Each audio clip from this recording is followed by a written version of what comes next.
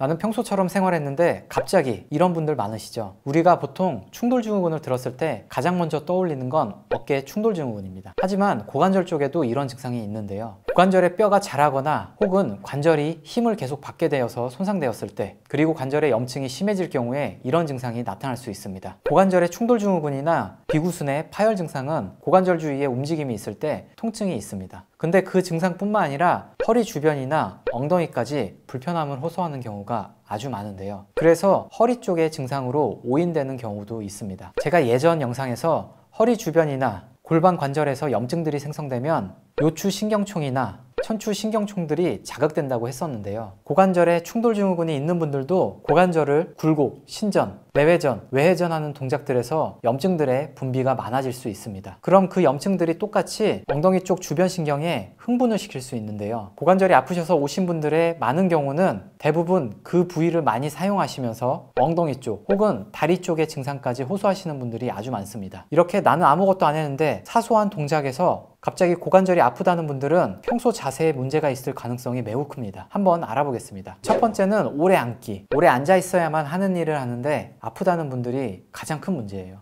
앉아 계실 때 고관절 주변을 꾹꾹 눌러보세요. 이미 굴곡져 있기 때문에 이 부위에 힘을 많이 받고 있어요. 근데 만약에 염증이 생긴다면 이런 앉아있는 동작들이 더 악화를 시킬 수 있습니다. 앉아있는 시간을 조금 줄여주는 게 좋죠. 두 번째는 양반다리나 다리 꼬기. 이렇게 고관절을 외회전하는 자세를 계속 하다 보면 대퇴골이 골반 앞쪽으로 튀어나오려고 하는 힘을 받게 됩니다. 실제로 이런 동작들이 고관절에 매우 안 좋아요. 하지만 젊을 때나 어릴 때는 전혀 문제가 없거든요.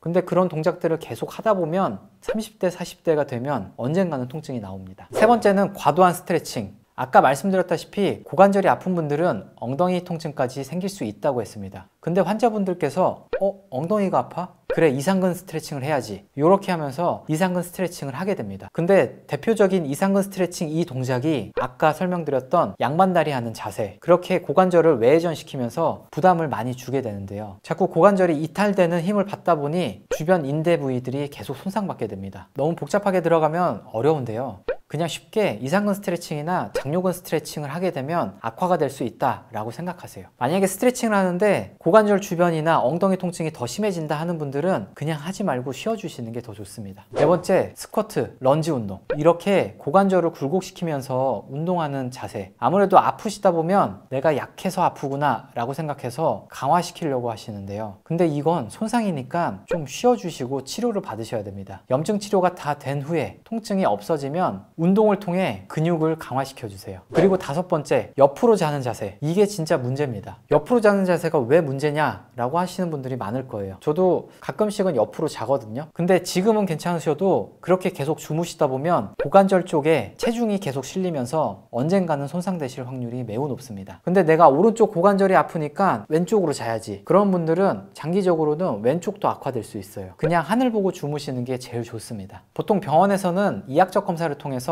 고관절의 문제를 보게 되는데요. 그냥 간단하게만 말씀드리겠습니다. 고관절을 굽힌 상태에서 안쪽으로 회전을 걸고 바깥으로 회전을 걸어 봤을 때 이 대퇴골 주변이나 사타구니 쪽에 통증이 있으면 관절에 병증이 있다는 걸 의미합니다. 혹은 누워서 사자다리, 패트릭 자세라고 하는데 이렇게 했을 때 통증이 있다면 관절에 비구순 문제가 있다라고 의심해 볼 수도 있습니다. 증상이 많이 진행된 분들은 MRI나 CT상에 보일 수도 있는데 화학적인 염증이 커진 경우는 MRI 선상에서 잘 보이지가 않습니다. 그건 이 영상을 참고해 주시고요. 초음파 영상으로는 고관절 주변에 염증이 있는지를 잘 볼 수는 있습니다. 혹시 일상생활을 하거나 운동을 했을 때 조금 불편해지는 것 같다라고 하면 되도록이면 그런 동작들을 관찰해서 피해 주시는 게 좋습니다. 만약 내가 약해서 혹은 근육이 부족해서 이런 통증이 생겼나 싶어서 운동하는 분들, 꼭 운동을 하다가 통증이 심해지는 것 같으면 멈춰주세요. 그럴 때는 휴식과 치료가 우선입니다. 지금까지 페인리였습니다.